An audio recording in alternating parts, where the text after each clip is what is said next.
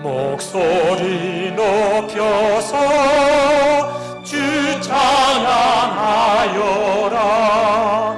영광과 권세와 존귀와 위엄을 오늘이 다스리시는 만왕의 왕께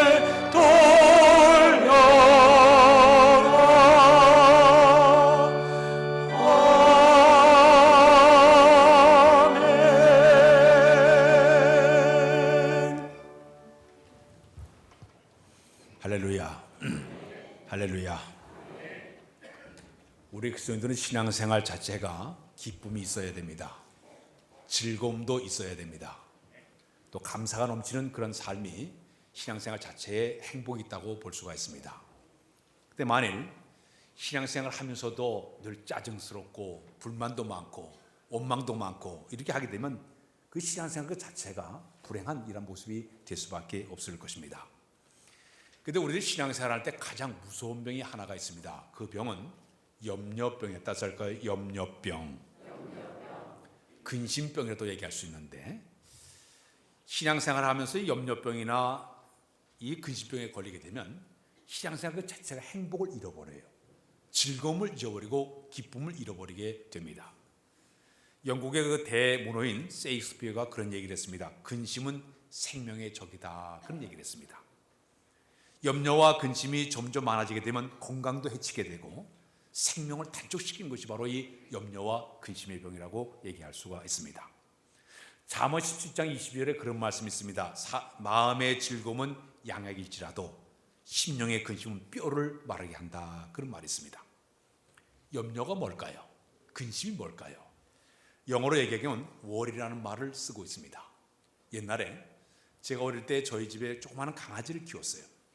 근데 그 강아지를 키우면서 저희 어머님이 강아지 이름을 부를 때마다 메리, 메리야, 메리야 그렇게 불렀어요. 예쁘다, 예쁘다, 메리야, 메리야, 아주 사랑스럽다 그런 말로 메리야, 메리야 그렇게 불렀어요. 근데 저희 집에서 이렇게 가다 보면 교회 가기 바로 직전에 교장 선생님이 살고 있었어요. 근데 교장 선생님 집에는 이렇게 무시무시한 불독을 키웠어요. 근데 불독한테는 워리. 근데 워리란 말이 무슨 말인가 하면 물어서 뜬다는 뜻입니다. 동물들의 세계를 보게 되면 이 동물들의 세계를 보면 큰 사나운 짐승이 딱 가서 목을 갖다 꽉 물게 됩니다.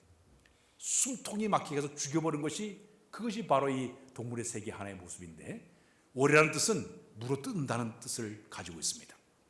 그래서 우리의 염려와 근심이 많다고 하는 것은 우리의 목을 꽉 조여가지고 점점 죽여버리는 그것이 바로 이게 하나의 근심과 염려병이라고 얘기할 수가 있습니다.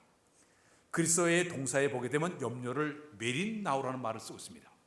이 메린나우라는 그 말의 의미는 마음을 나눈다 그런 뜻이에요. 제 아무리 믿음이 강한 사람도 염려와 근심이 많아지게 되면 그 믿음 상태가 나눠지게 되는 거예요.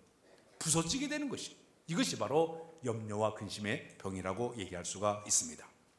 아마 차를 타고 가는 사람들도 이 차가 사고 나면 어떡하냐 그런 마음을 가지고 타는 사람들이 있을 거예요. 제 아내가 초보 운전할 때 제가 일부 뒷좌석에 앉았어요. 혹시 가서 들이받으면 괜찮겠지. 그 뒤에 앉아가지고 이렇게 탔어요. 속으로는 그런 생각, 내가 만약에 사고 나면 우리 교인들이 손해가 있기 때문에 난 뒤에 타야 돼. 뒤에 타고 갔는데 요즘은 제가 옆에 가서 앉아 조금 숙련이 됐기 때문에. 만약에 차를 몰고 가는 사람이 차를 몰고 가면서 그 운전수에 대해 가지고 염려하게 되면 그 불안한 마음으로 탈 수밖에 없을 겁니다. 비행기를 타고 간 사람이 이거 비행기가 떨어지면 어떻게 하나 그런 마음이 들게 되면 비행기 타기 어려울 거예요. 지난번에 지난주에도 제 필리핀 갔다 왔는데 이렇게 목사님들하고 쭉 오다 보니까 대만쯤 오게 되면 한번 난기류를 한번 만납니다. 가끔 난기를 만나니까 이 비행기가 드드드드 마치 비포장도 타는 것처럼 드드드드 하더니 갑자기 쑥 내려가는 거예요. 그러니까 목사님 한 분이 쫙 하고 소리 질렀어요. 그러니까 조금씩 쑥 다시 올라가요. 우리가 이 비행기를 타면서도 염려를 많이 해요. 얘 추락하면 어떡하는가, 배를 타고 가면 침몰하면 어떡하는가.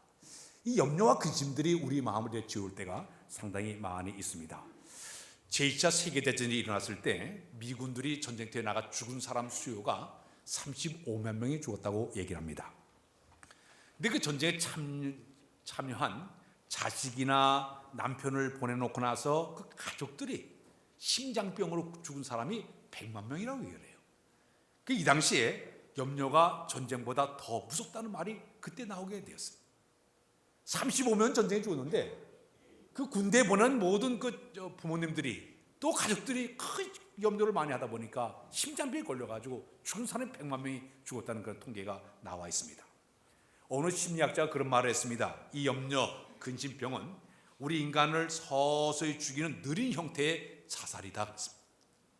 가랑비에 옷을 젖는 것처럼 쪼그란 염려가 자꾸 근심이 점점 쌓이다 보면 이것이 서서히 우리를 죽여가는 무서운 자살 행위라고 이야기를 그렇게 하고 있습니다. 자, 그래서 사람들이 이 세상을 살아가면서 염려하는 일들이 굉장히 많이 있는데 한 7가지를 그렇게 많이 염려한다고 그래요. 첫 번째는 이미 지나간 일에 대한 염려라는 사람이 있다는 얘기. 이미 과거에 다 모든 것이 지나간 데에 불구하고 쓸데없이 과거에 집착해가지고 염려하는 것, 시간을 낭비하고 이런 사람들이 있다는 얘기입니다. 두 번째는 어떤 썩게 염려를 많이 하냐? 기우라는 말을 씁니다. 일어나진 일을 미리 앞서가지고 염려하는 것을 갖다가 기우라는 말을 쓰고 있습니다. 이것도 하나의 사람들의 마음속에 있는 두 번째 염려의 모습이에요. 세 번째는 자기 뜻대로 되지 않는다고 걱정하는 거예요. 자기 뜻대로 되지 않는다고 고집불통을 부리는 거예요.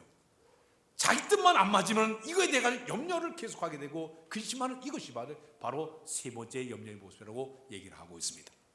네 번째는 자기 이름을 내어주지 않는다고 걱정하는 자존심이 강한 사람들이 있다는 얘기입니다. 지난번에 이 대전시내 모든 교육자들이 부활절을 앞에 놓고 회의하는데 제가 참석한 적이 있었습니다. 근데 어느 분이 연세 많으신 분이 손을 들어가지고 아마 군소교단에서 오신 분 같아요. 자기 그 교단에 있는 그 회장님 목사님이 포스터에 얼굴이 안 나왔다는 거예요. 왜 안 집어넣냐고 큰 소리로 막 야단치는 걸 봤어요. 명예를 거는 것 같아. 사람들이 자기 이름을 내어주지 않는다고 이런 마음을 가진 것도 하나의 염려병에 들어가 있습니다.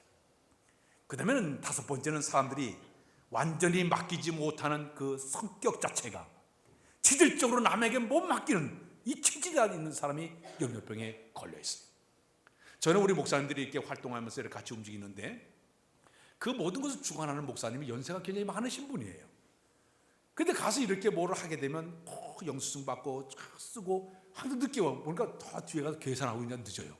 그래서 제가 젊은 사람 맡겨요. 그래도 그분을 못 맡겨요. 자기가 꼭 해야만 돼. 그러니까 시간도 걸리고 혼자 그냥 저녁에도 우리 저녁에 놀고 있어 혼자 돈 계산을 하고 같이 놀지를 못해. 이것이 바로 완전히 맡기지 못하는 그런 마음에 염려스러운 사람들이 있다는 얘기입니다.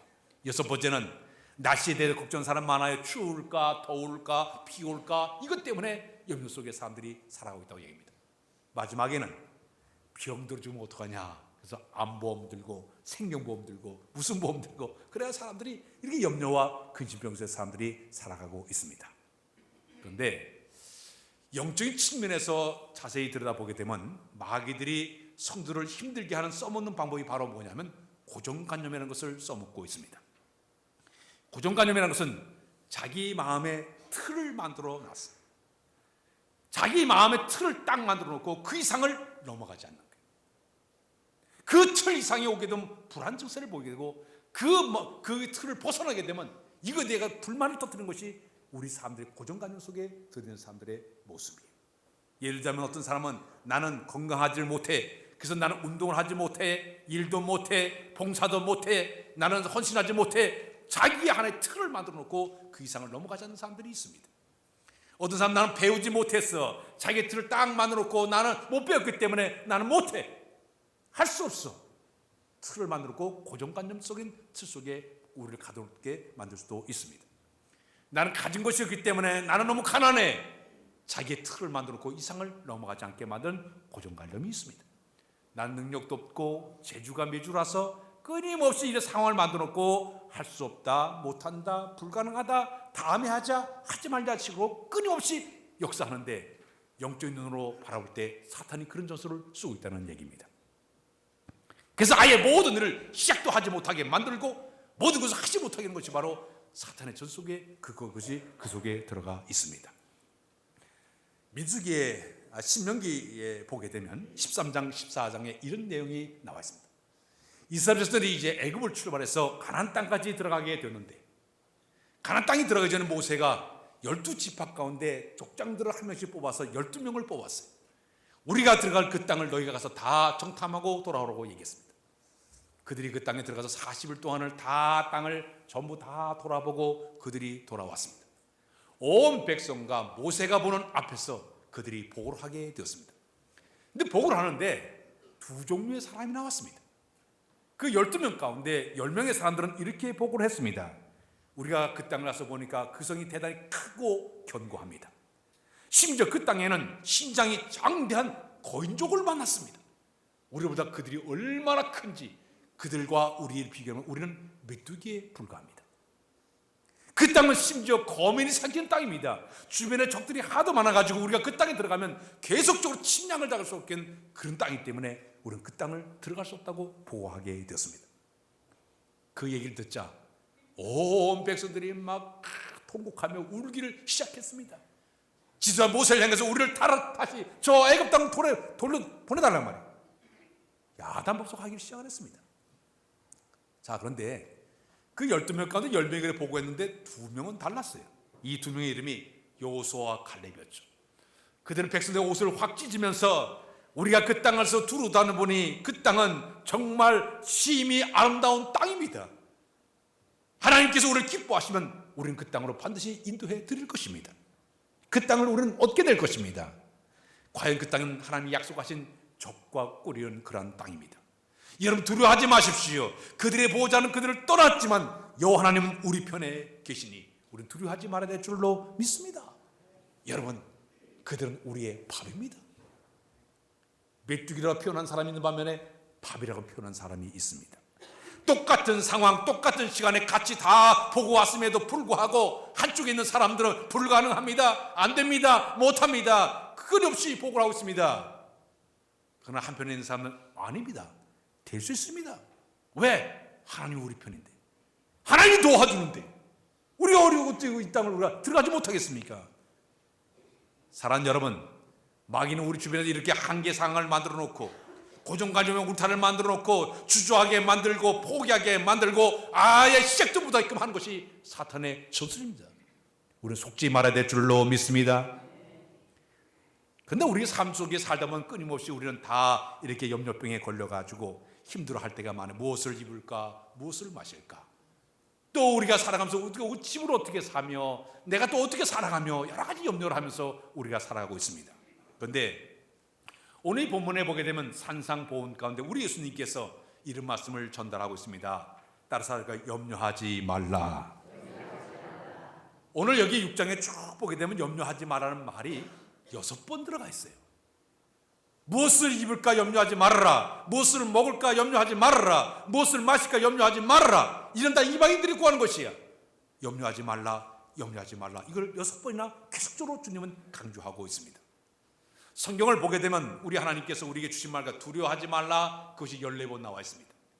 근심하지 말라, 이것이 5번 나와 있습니다.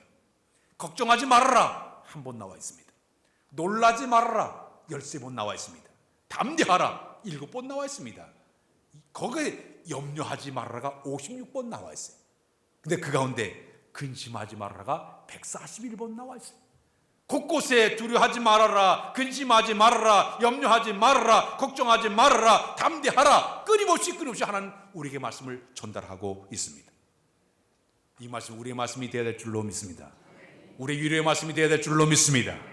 자, 그렇다면 염려하게 되는데 염려에는 3가지의 특징이 있습니다. 첫 번째, 오늘 성경 말씀 보니까 염려는 불필요하다 그랬다. 불필요하다. 너희 중에 누가 염려함을 그 길을 한 자나 더할 수가 있느냐? 27절에 각주에 보게 되면 너희가 염려한들 그 키 대신 목숨을 더 연장할 수가 있겠느냐? 너희가 염려한들 너희가 키를 한 자를 더 너희가 키울 수가 있겠느냐? 사람들이 살아가면서 염려의 노예가 되면 기쁨을 잃어버리고 방향을 잃어버리고 목적에서 어긋난 일들을 상당히 많이 하게 됩니다. 사람들이 염려하는 내용을 보게 되면 15%는 될 수도 있고 안 될 수도 있다고 얘기해요. 75%는 전혀 불가능하다는 얘기입니다. 그리고 10%만 가능하다고 얘기하고 있습니다. 100% 가운데 10% 가능성을 가지고 잠을 못 이루고 밥을 못 먹고 유장병에 걸리고 스트레스 받고 힘들어하는 것이 바로 우리들의 모습입니다. 미국의 유명한 실업인 가운데, 기독 실업인 가운데 랭크라는 분이 있었습니다. 이분이 사업을 하다 보니까 얼마나 힘든지 고민거리도 많고 걱정거리도 많고 이 미래에 대한 전망에 대해서 예측할 수 없다 보니까 늘 마음이 불안하고 초조하게 하루하루 살게 되었습니다. 근데 매일매일 염려하면서 살다 보니까 자기 마음속에 내가 이러다가 안 되겠다. 그래서 일주일 동안 살면서 일주일 내내 내가 염려하지 말고 하루만 염려하는 날로 정해자. 그랬습니다.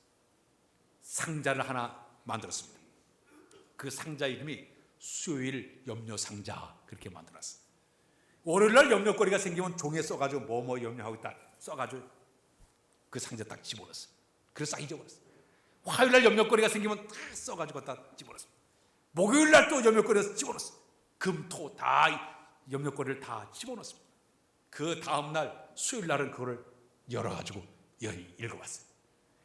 근데 이래 보니까 어떤 것은 이미 지나간 것 때문에 자기가 염려하는 것이 있었고 하찮은 것도 염려하는 것이 자꾸 생기는 거예요. 또 별거 아니고 그걸 염려하는 것이 생겨.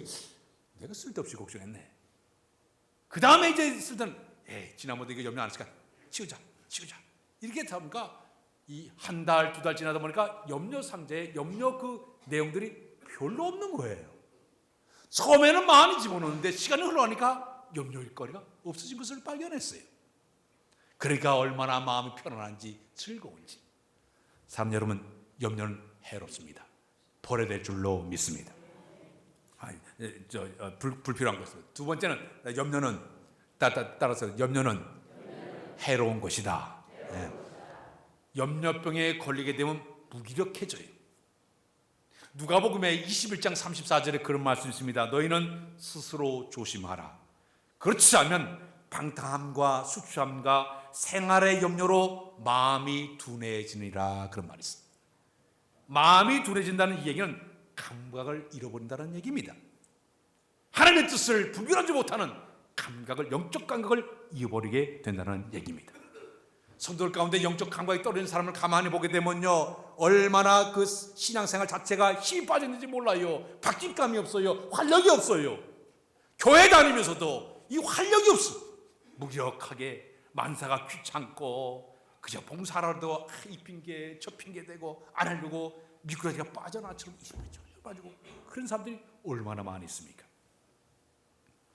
이것은 영적 감각이 떨어질 때, 무뎌질 때 그런 모습이 되게 되는 것이에요. 어떤 의사가 의학 실험을 했습니다.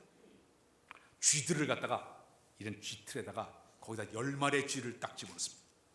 쥐를 집어넣고 하루에 한 번씩 거기 고양이가 쓱 지나가게 만들었어요.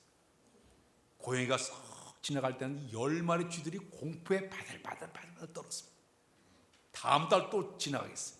또 바들바들. 셋째 날, 넷째 날 지나간 다음에 쥐들을 전부 위를 검사, 전부 다 위가 여기 보니까 위궤양에 다 걸렸어. 그 다음에 또 지나가겠어요. 그래 일주일쯤 지나가게 고양이만 한 번 지나게 만들 일주일째 보니까 위에 빵꾸 하나 버렸어. 며칠 지나니까 여기는 그 쥐들이 다 시름시름들이 다 죽어버리고 말았어.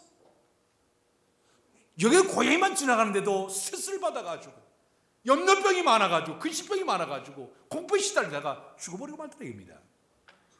저 아프리카 지역에 가면 유명한 새가 있습니다. 뱀수리라는 이런 그 새가 있는데 이 새의 특징이 뭐냐 하면 신나게 막 나무에서 놀다가 나무에 가지에 이렇게 앉아가지고 이래 밑을 이런 데 보면 그 밑에 유명한 그 독이 많은 맹독성 뱀이 쓱 지나가다가 쓱 쳐다보는 거예요. 그러면 거기 있는 그 새하고 이 뱀하고 눈이 탁 맞았지만 갑자기 힘이 쭉 빠져가 뚝 떨어져. 그럼 가가지고 뱀이 가서 쑥 잡으면 감각이 딱 떨어져 버릴 때 그런 모습이 나타납니다. 신앙의 삶 가운데 어떤 사람들은 이미 영적으로 볼 때 무기력한 사람들, 영적으로 무딘 사람들, 감각이 떨어지게 되면 이런 모습이 되게 되는 것이. 염려와 근심이 많아지게 되면 우리 마음속에 그런 마음이 생길 수가 있어요. 지나친 염려 때문에 우리가 영적으로 손해보지 말고 영적 건강한 삶을 사는 여러분들이 되어야 될 줄로 믿습니다. 내일은 내일 염려할 것이요 한날의 게으름은 그날의 족하니라 그랬어요. 일주일 걸 매 땡겨가지고 미리 염려하고 한 달 걸 미리 땡겨가지고 염려를 하고, 아니 1년 후에 세계 평화를 위해서 남북과 통일해서 미리 땡겨 혼자 고민하고 애쓰 왜 이렇게 살아가냐 이겁니다. 우리가 살아가면서 내일은 내일 염려하는 그 말씀을 우리가 위로를 받으면서 우리 찬양 가운데 내일은 난 몰라요 하루하루 살아요 불행이 나요 행함도 내 뜻대로 못해요 험한 이 길 가고 가도 끝은 없고 곧내요 주님 예수 팔레미사 내 손 잡아주소서. 할렐루야. 내일은 난 몰라요. 주의 손을 잡아야 될 줄로 믿습니다. 세 번째는 염려는 불신이에요. 염려는 불신앙적이다. 오늘 성경 말씀에 안나정과 앞에 보게 되면 28절 3절에 들의 백합화를 바라보아라. 어떻게 자나 바라보아라. 내일 아궁이에 던지는 들불도 하나님 다 입히시고 먹이시거든. 하물며 너일까 보냐. 믿음이 적은 자들아. 염려가 많은 사람을 주님께 하실 말씀이 믿음이 적다고 얘기를 하고 있습니다. 왜 쓸데없이 염려에 빠져가지고 믿음을 까먹고 앉았느냐. 믿음이 적기 때문에 너희가 염려병에 걸리고 근심병에 걸리고 있지 않느냐 지적을 하고 있는 것입니다. 우리 예수님의 12제자 가운데 수제자가 베드로 사도예요. 베드로 사도가 성경을 쭉 보게 되면 그의 성격이 아주 다정다감해요. 또 성격이 아주 급한 성격이에요. 근데 단점이 하나 있다면 염려병에 걸려 있었어요. 리더자는 힘이 들어요. 리더자는 이것저것 생각하니까 머리가 복잡할 때가 굉장히 많아요. 자, 그러다 보니까 이 제자들을 이제 리더를 끌어가면서 베드로가 마태복음 14장에 보니까 파도가 일렁일렁 되니까 배가 파손될까봐 염려에 빠지게 됩니다. 마태복음 17장에 보니까 예수님께서 가난해가지고 세금을 못 내니까 세금 어떻게 할까요? 저 고개에 가서 낚시해가지고 1세기를 나면 반은 내가 내고 반은 내 것을 내라 주님 말씀하지 않습니까? 요한 13장에 34절 보니까 우리 예수님을 누가 팔 것인가 이것에서 염려를 하고, 마태복음 16장에 20절 보니까 예수님이 돌아가시면 어떡하나 또 심초나 염려했던 사람이 바로 베드로 사도였습니다. 그러나 그 베드로 사도가 부활의 주님을 만났습니다. 오히려 성령 강림의 역사를 체험하게 됐습니다. 그 다음에 그 인생이 완전히 바뀌어버렸어요. 신앙이 바뀌어져 버리고 말았어요. 인생 석양에 초대교회 성도들에게 그가 편지를 써가지고 편지를 띄웠습니다. 그 내용 가운데 베드로서 5장 7절에 보게 되면 너희 염려를 다 주께 맡겨버려라. 이는 주께서 너희를 돌보아 주심이니라 그랬어요. 그만큼 믿음이 큰 거예요. 그렇게 염려가 많고 근심이 많았는데 자기가 성령 체험하고 부활의 주를 만나 뵙고 나니까 그 염려를 주께 맡긴 믿음으로 변화된 사람으로 바뀌어진 줄로 믿습니다. 오늘 사는 여러분, 우리가 이 염려의 모든 것은 잘못 염려가 많아지면 불신앙이기 때문에 염려를 떨쳐버리는 여러분들의 모습이 되어야 될 줄로 믿습니다. 자, 그렇다면 우리 이 염려의 모든 문제 해결하는 방법이 무엇이 있을까요? 첫 번째는 기도하자. 염려병이 생기는 기도거리가 생긴 것이에요. 빌립보서 4장 6절 7절에 보면 아무것도 염려하지 말고 오직 모든 일에 기도와 간구로 너희 구할 것을 감사함으로 하나님께 아뢰라. 그러면 모든 저 뛰어난 하나님의 평강이 그래서 예수 안에서 너희의 마음과 생각을 지켜주시리라 그랬어요. 염려와 근심이 있을 때 기도하게 되면 그 기도의 문제가 해결을 받게 되는 것이에요. 제가 늘 강조하는 얘기지만 우리가 어떤 문제를 가지고 기도하게 되면 하나님은 두 가지의 방법을 우리에게 허락해 주십니다. 첫 번째는 내가 기도하는 문제를 해결하는 것이 첫 번째 방법이면, 두째 방법은 문제는 그대로 있어도 감당할 만한 능력을 우리에게 준 줄로 믿습니다. 이 두 가지이기 때문에 기도하는 거예요. 기도하다 보니까 문제 해결되든지 아니면 문제는 그대로 있어도 감당하는 힘이 나에게 주어지기 때문에 우리는 기도해야 될 줄로 믿습니다. 경기도 과천에 큰 병원을 운영하시는 민병기라는 그 박사님이 계십니다. 그러면 모태신앙인이에요. 기독교 가정에서 태어나가지고 아주 교회 생활에 익숙하게 교회를 잘 다녔어요. 근데 문제는 하나님과 인격적인 만남이 없었어요. 하나님과 직접적인 이 하나님과의 만남이 없었어요. 그래 교회 생활 그 자체가 형식적이고 습관적으로 그냥 왔다 갔다 이렇게 교회 생활을 하게 되었습니다. 그는 교회 가서 설교를 때 목사님 설교를 들을 때 다 거짓말처럼 들리는 거예요. 특히 기적 설교를 들을 때는 사기를 친 것 같은 그런 마음이 들었습니다. 그리고 아예 그 시간에 귀를 막아버렸어요. 저 목사님 사기치고 있다 그런 마음이 들었어요.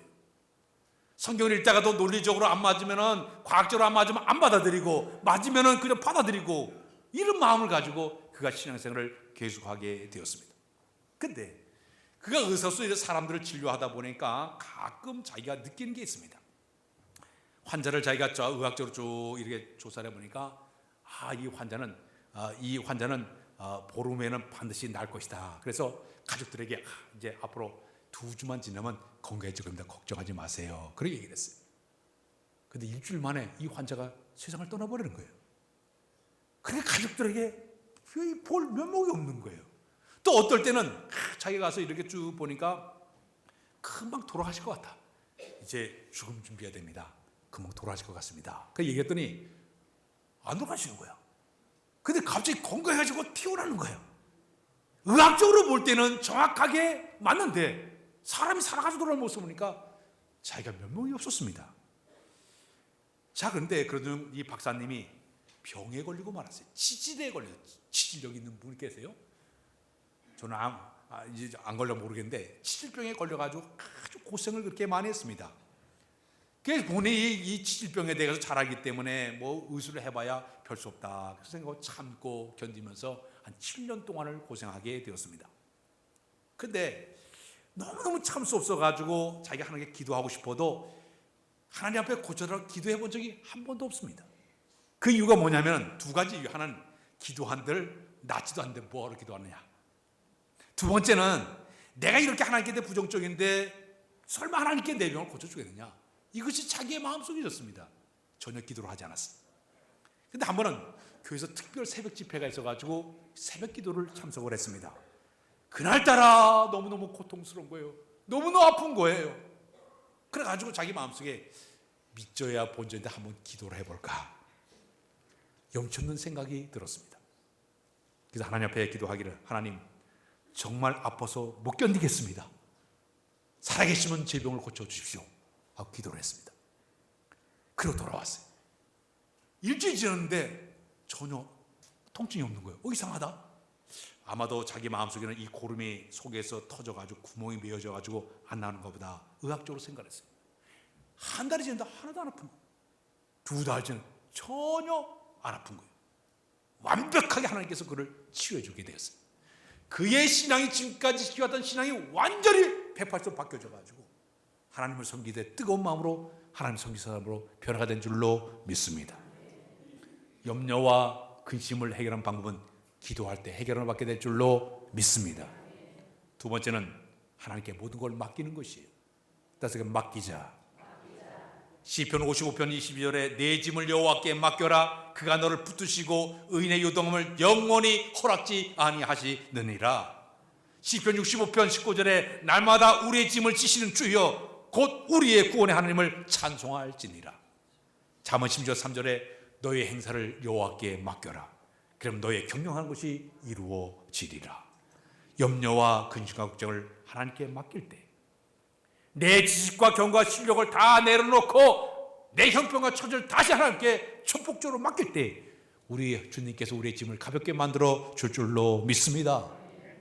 1855년도에 아일랜드 한 청년이 결혼식을 앞에 두고 전날 자기 그 신부가 익사사고로 물에 빠져가지고 세상을 떠나버리고 말았습니다. 얼마나 기가 막혔습니까?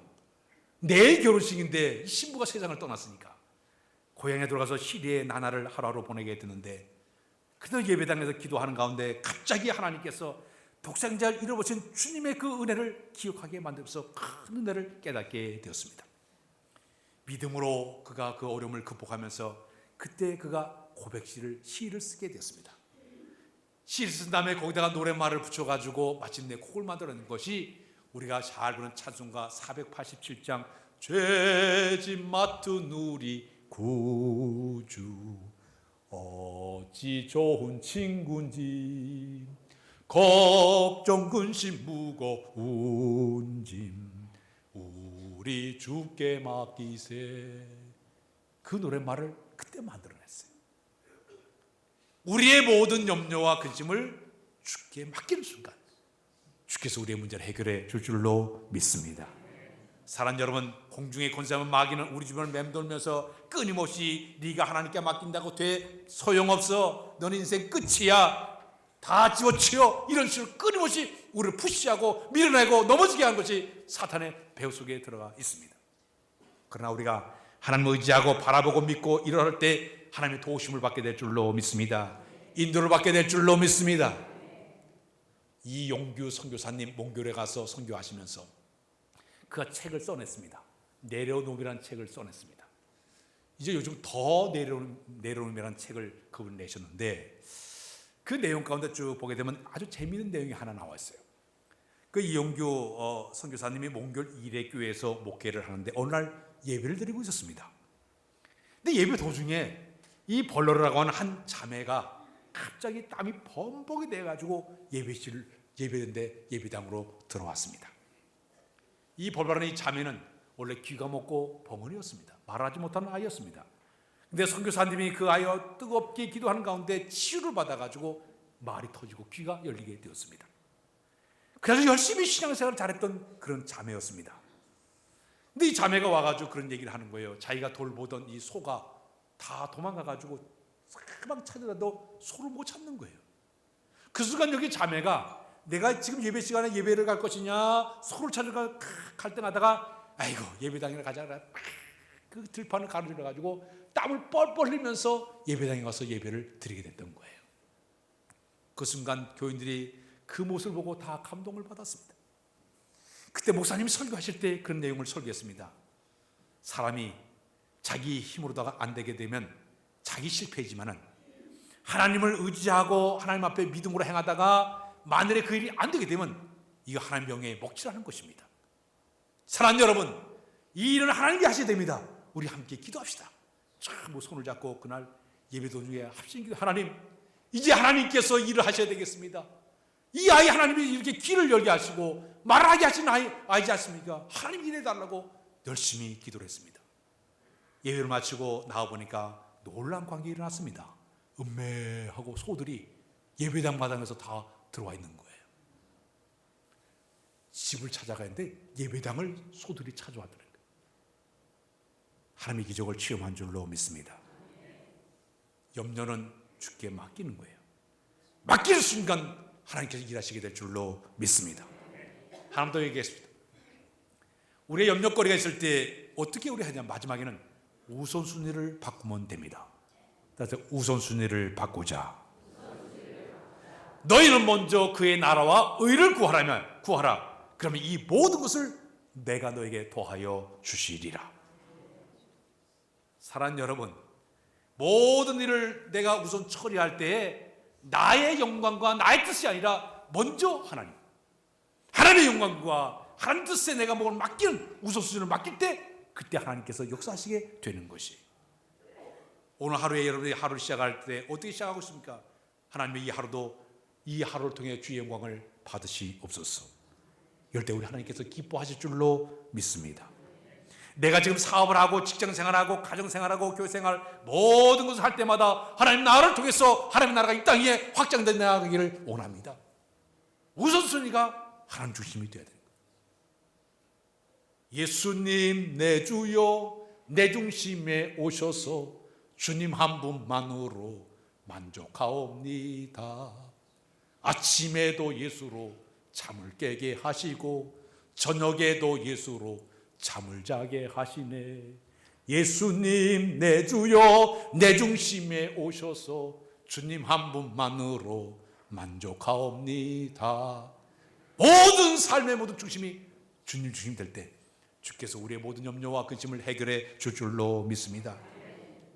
내가 생각하는 것도 말하는 것도 모든 것이 다 하나님의 중심으로 생각해 나갈 때, 그때 주께서 우리를 통해서 위대한 역사를 만들어내게 되는 줄로 믿습니다. 산성도 여러분, 하나님 우리에게 놀라운 선물을 많이 주셨습니다. 그런데 가장 큰 선물이 내 염려와 근심을 해결하는 방법을 우리에게 선물로 허락해 주었습니다. 이 아침에 주신 방법 기도해 보십시오. 주께 맡겨 보십시오. 우선을 바꿔 보십시오. 주께서 우리의 모든 문제를 해결해 줄 줄로 믿습니다. 기도합니다. 하나님, 삶 속에는 수많은 모든 염려와 근심들이 많이지만 우리 지금 고귀한 특권을 가지고 주께 기도하도록 도와주시며 믿음을 가지고 주께 맡기도록 인도해 주어서 하나님의 역사를 삶 속에 체험해 나가는 우리 모두 다 되도록 인도하여 주옵소서. 우선순위를 바꾸기를 원합니다. 내 중심이 아니라 주님으로 생각하도록 도와주시고 말하게 하시고 행동하도록 인도하여 주옵소서. 하나님의 영광이 크게 드러나도록 인도하여 주옵소서. 예수 그리스도의 이름으로 기도하옵나이다. 아멘.